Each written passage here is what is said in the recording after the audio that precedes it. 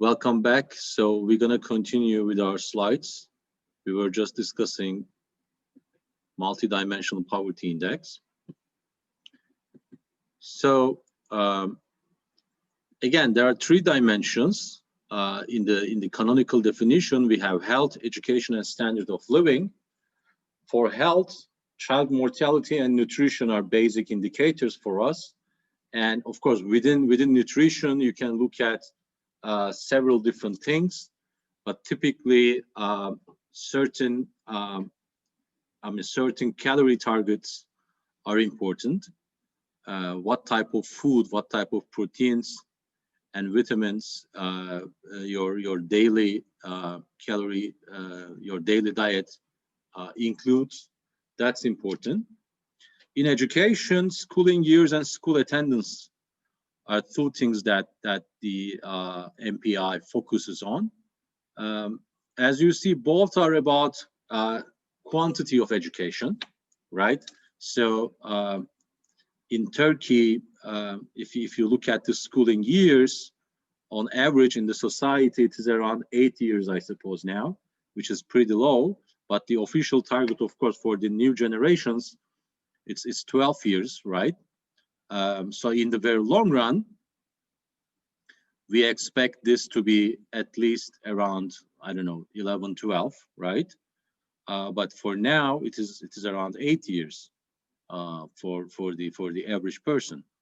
And school attendance is another matter, as we are now experiencing in our own class, right?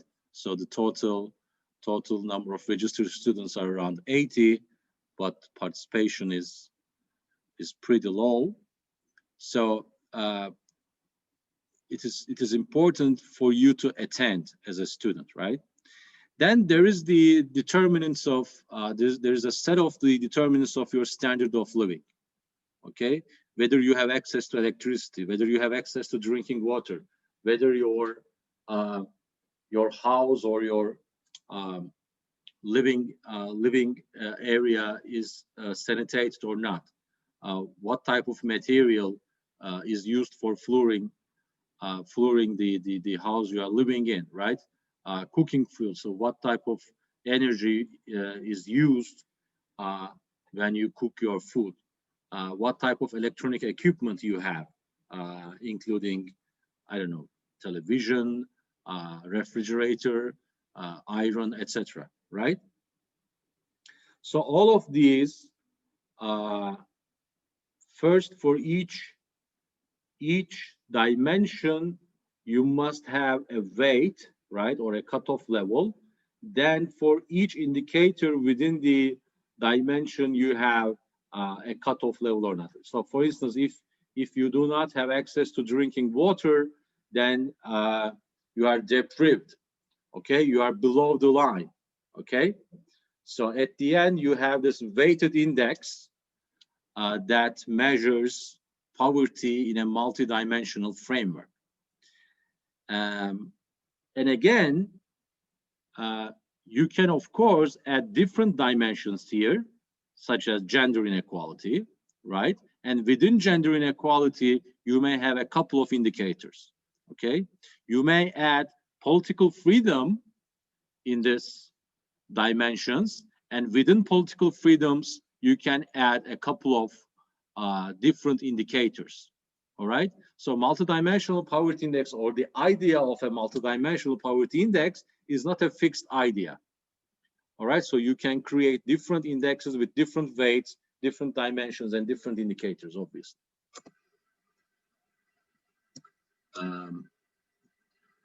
So, of course, we should ask, what is so bad about extreme inequality, right? One thing is about economic inefficiency. Why? Well, if some people do not have access to credit, if for business expansion they don't have resources, if they cannot send their kids to schools because they don't have economic capabilities, then that's bad for society, right? Because you may imagine that talent or innate ability is distributed around across society pretty randomly, right? But same is not true for wealth, okay? Because if you have more wealth today, then your family will have more wealth tomorrow. So then to use your resources as an economy, as a society, to use resources more efficiently, you must be exploiting these complementarities, right? So basically, access to credit is complementary to how talented or how able you are as a young prospective entrepreneur, let's say, right? So you might have highly creative ideas, but you may not have access to credit, okay, because of extreme inequality. Then that's bad for the society, because now you cannot create your startup, and you cannot serve society with that type of product or process innovation. Okay. The other thing is about social stability and solidarity, right? So in a society with extreme inequalities, you lose that type of social cohesion. Okay. Um, you know, if uh, if high income groups are, in the meantime, have huge political power, of course, you do not see a redistribution in the society, because those who have the power in a de facto sense, right, will not change, or will resist changing the existing situation. Okay. Um, and one other thing is that it is generally seen as unfair, right? So now there is this famous saying that says, life is fair because it is unfair to everybody, right? Have you ever heard that? So let me repeat. So it's a highly controversial thing. So life is fair because it is unfair to everybody. Now, of course, this is not true when you look at a particular data and a particular set of people with different income levels and different endowments. But there is this guy. He had this highly influential book called A Theory of Justice. John Rawls, and Rawls argues against the utilitarian notion of welfare. Okay, utilitarian notion of social welfare. You know this from Bentham, right?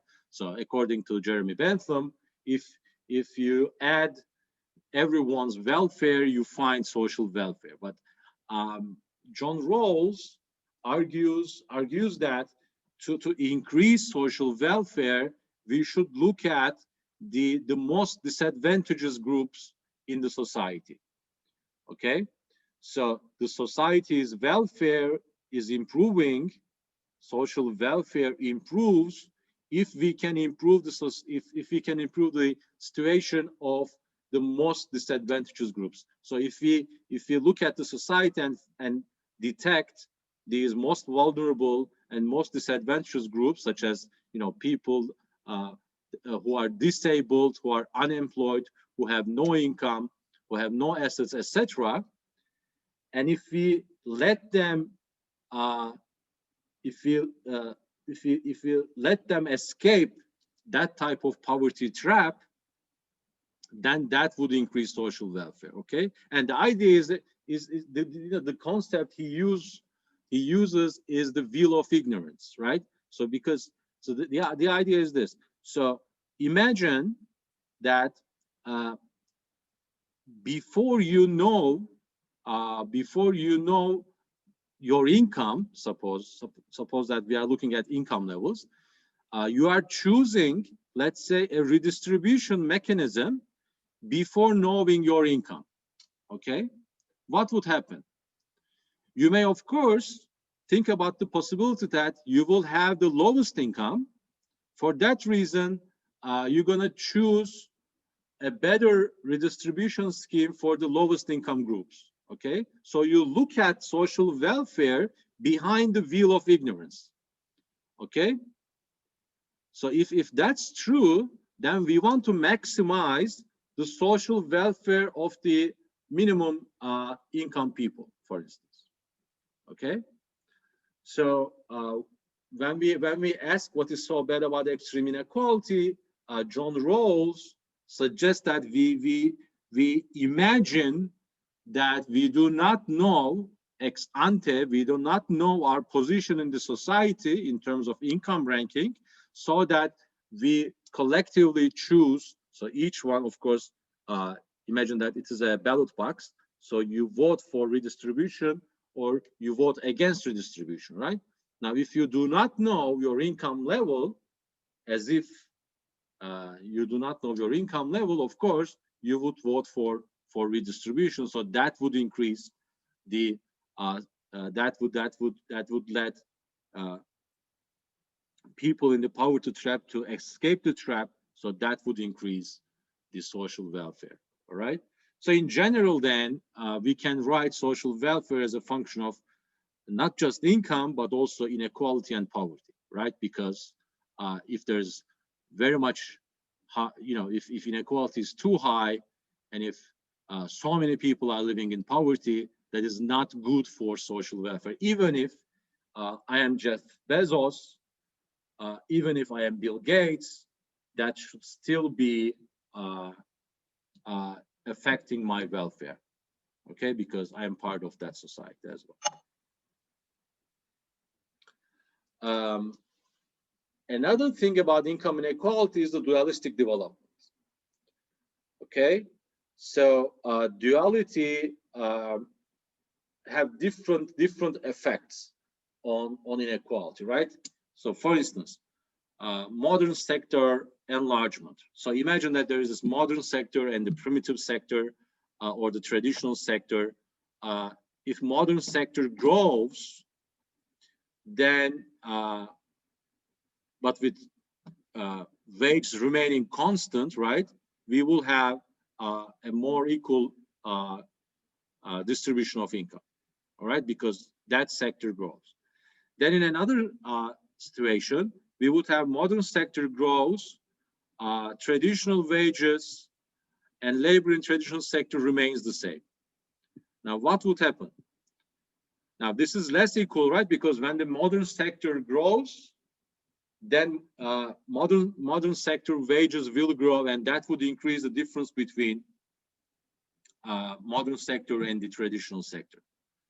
And then there's traditional sector enrichment. So traditional sector and workers there benefit from this type of growth. So there's less poverty, but we do not know what happens to income inequality. Okay. So in Turkey, for instance, if you look at the data, there's this huge inequality between rural areas and urban areas, and that's true almost for any society. All right. So this is the famous Kuznets curve. You may have seen this before. So Simon Kuznets, or Simon Kuznets, he had this notion of an inverted U shape of Gini coefficient or income inequality in general when you put the GDP per capita on the horizontal axis. Okay, so what this tells you is that a society, if it is just growing, right, if it is transitioning to modern growth and incomes are getting larger and larger, that society for some time will face increasing inequality. And then at some point, inequality will decrease for some reasons. So what are the reasons? So one thing you can imagine here is this. So if initially the society's the economic growth patterns depend on physical capital, so what happens? Of course, capitalists have more income, right? And they save more. Okay, when they save more, the economy grows, right? But in the meantime, the income share of capitalists also getting larger and larger because they have the wealth.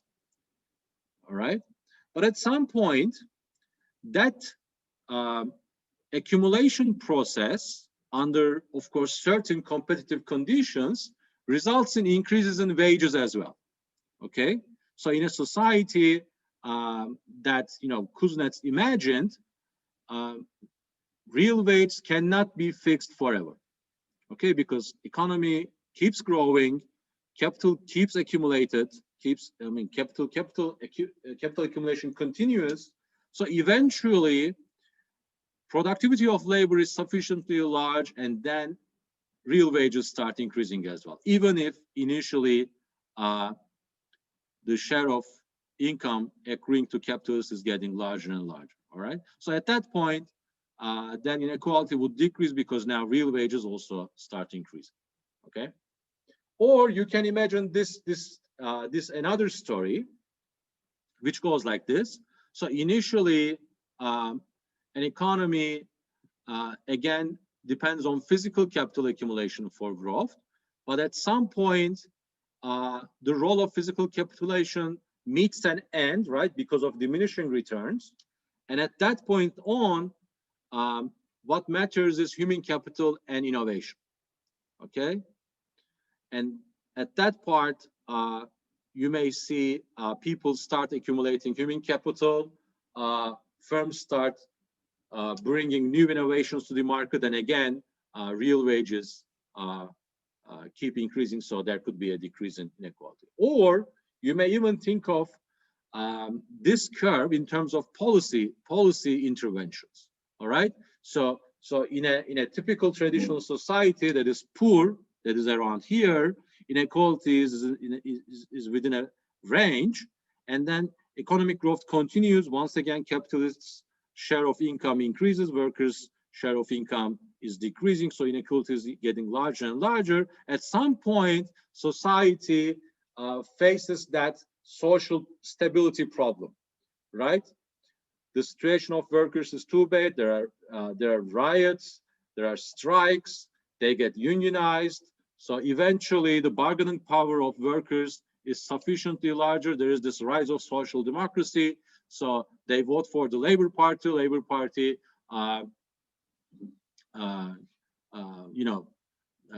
assumes the office, and then creates this redistribution schemes, makes social security reform, etc., etc., and then inequality decreases. So it is a very long run view of inequality and how it is related with growth. All right, and you can see this in two ways. First, you can see this as a graph of one country and looking at that country in such a way that what happens in time, or for any particular episode of history, you can look at a large number of countries and you can imagine this curve as a cross-section plot. All right. So both interpretations are similar.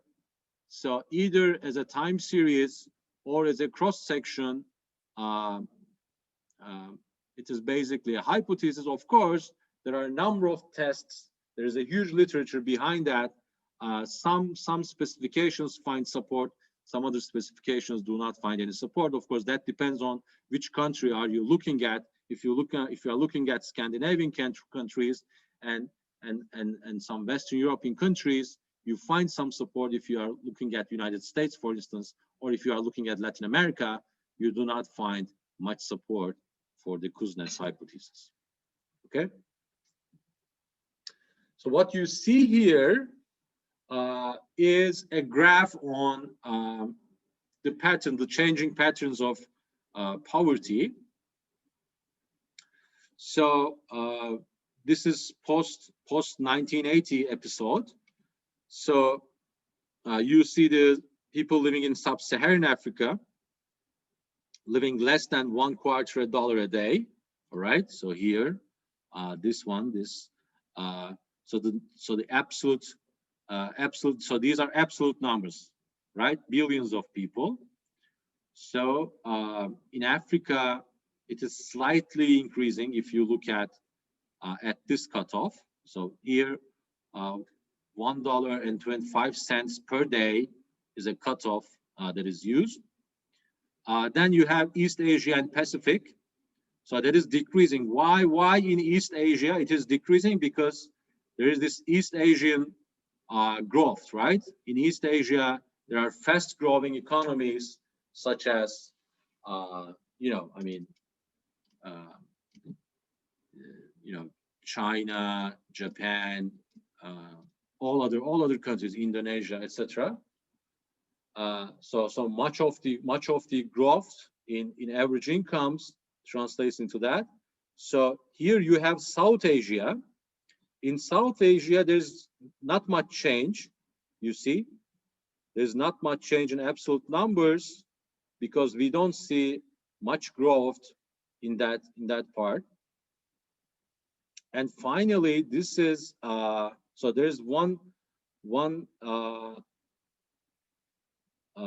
portion here, which is people living on less than $1.25 per day in other developing regions. So that's pretty the same. And this is the fraction, I mean, this is the number of people in all developing regions that live between $1.25 and $2. Okay, so that is increasing. So what does this suggest? This suggests that if you increase the cutoff to $2, you see, of course, a different pattern. Okay, but in total, the number of people all around the world that live in poverty does not change much. You see, it does not change much. Okay, so here it is 2 billion. Here it is around 1.5 billion in 2005. Of course, there has been some progress in the last 15 years. That's, you know, that's a pretty old figure. So there was, of course, some progress there as well, but there are still many people that suffer from poverty all across the world. Okay. So here are some other figures. Once again, these are regionally aggregated figures. So head count ratios, poverty gaps. So if you look at sub-Saharan Africa, of course, that region suffers a lot from extreme poverty. South Asia is also pretty problematic, especially because of India, right? In East Asia, there's much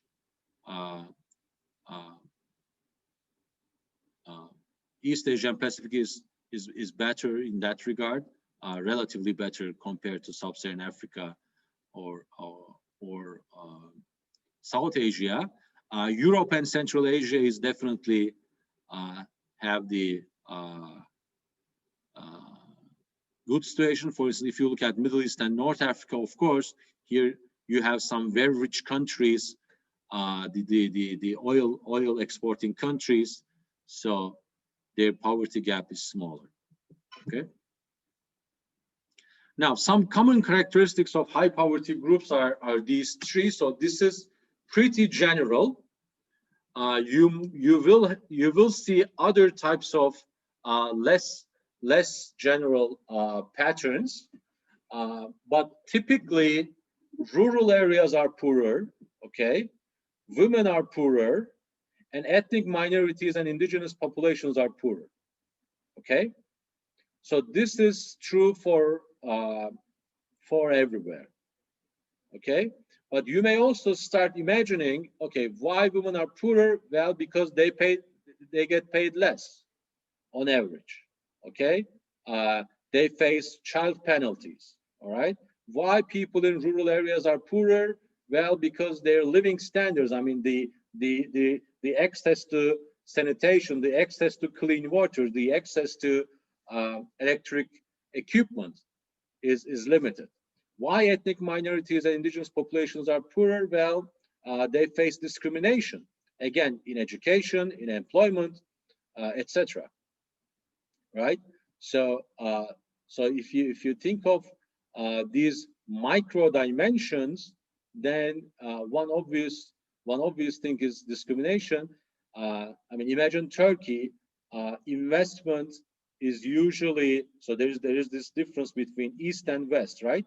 The total amount of investment into capital, into education, into roads and bridges, and public infrastructure, it is typically higher in the West compared to East.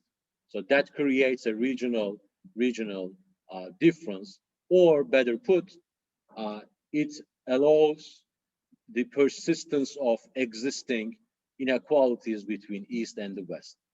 There could be political reasons, there could be uh, social reasons, there could be other types of mechanisms that explain that in the case of Turkey. Um, but these are pretty typical in all developing countries. Okay. Now, finally, of course, we have to think about the policy options, right? Because we understand that social welfare is negatively associated in a modern society, in the 21st century, in a modern capitalist economy. High inequality is bad for society. That's pretty obvious. At least we have to think of education and employment part. Okay, so there are a couple of areas of intervention, right? One thing is, if your focus is functional distribution, then you want to increase the relative price of labor, right? Because that's that's usually the workers are in poverty, right? I mean, workers are relatively poorer than the capital owners or landowners.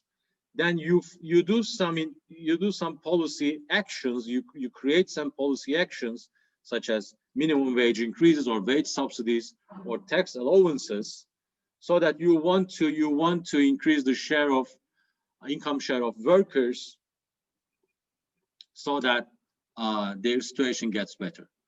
Or you want to target the size distribution, right? The personal distribution of income. Then you identify the poor people in the country, then you redistribute income, right? You tax the rich, or you create some transfer. I mean, even if you do not increase the tax rates for wealth owners, you can still do something such as land reforms. All right. Then you may want to decrease inequality at the top. Okay. So remember the Lorenz curve. In the Lorenz curve, you have the bottom segments of the society and the top segments of the society. And imagine that if you want to decrease the inequality in the top segments of the society, you want to tax the rich, basically, right? So you want to tax their wealth, you want to tax their bequest, you want to tax their very high incomes, and what you use is called progressive taxation. So progressive taxation means if your income or wealth is getting larger and larger, you pay proportionally larger taxes. Okay, so if you have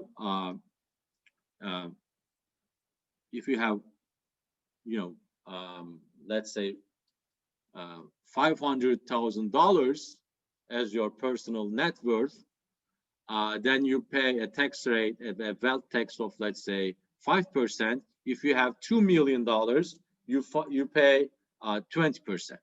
Okay, so there is this nonlinear relationship between your income or your wealth and the tax rate you face. Okay. The other part would be to look at the bottom segment of the distribution. All right, and if you want to increase the income share of the bottom segments of the society, then you can create some transfer schemes. You can increase your investment in public consumption, right? You can create certain programs that gives direct transfers to poor people. Okay, so as you see, these different policy options have different targets, but in a modern society, some mix of these policy options are already there. And then the question becomes, okay, should we increase the wealth tax? Okay, or should we increase direct transfers to poor people, or should we tax the firms so that certain certain sectors or owners of the capital, uh, uh, their income share relative to those of workers would decrease, so the society becomes more equal. When you think of designing such policy actions, of course, you should also care about the efficiency trade-off there, right? Because according to the you know, neoclassical theory, let's say, once you create a policy intervention, that intervention could be distortionary, right? So you must target, as the government, you must target the problem well, and you must be putting enough weight to the efficiency part as well, because you don't want to decrease the entire share of the pie. What you want to do is to keep the economy growing, but share the economic product or the income in a better way. Okay, so in that sense, that policy design matters a lot for equity and efficiency results. Yes, you want a higher degree of equality in the society, but you also want to keep the wheels working, right? Keep the engine working.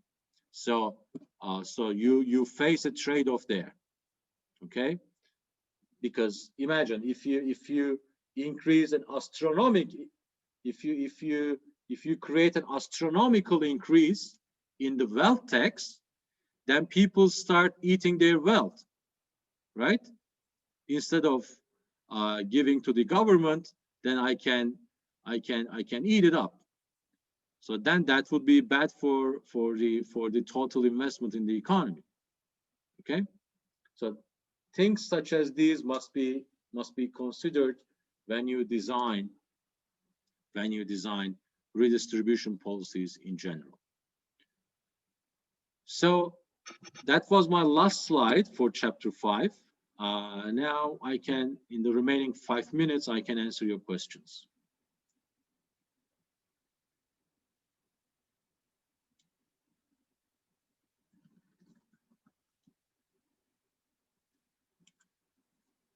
And those of course attending my general equilibrium class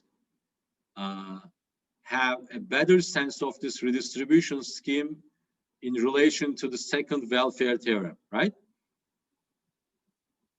Remember the second fundamental theorem of welfare economics that says under certain conditions any Pareto efficient equilibrium can be implemented as a competitive equilibrium if you have some appropriate initial redistribution, right? So if you do not like the distribution of educational quality in the country, you can tax the rich, give that money to the poor so that they can send their kids to better schools. Of course, for this you have to establish better schools overall, but all this is related with I mean, they are still related with the fundamental theorems of welfare economics. I'm waiting for your questions. All right, if you happen to have any further questions after the class, after reading the chapter, you can still send me emails for quick clarifications. Otherwise, last week we will have, okay, there's one question. I wonder if you may upload the slides a few days before the class so that we can follow you easily. Yes, I can do that, But what about you read the book before the class as well, okay? So I will upload these slides, I mean this set of slides, and for the next week, the ones for the next week.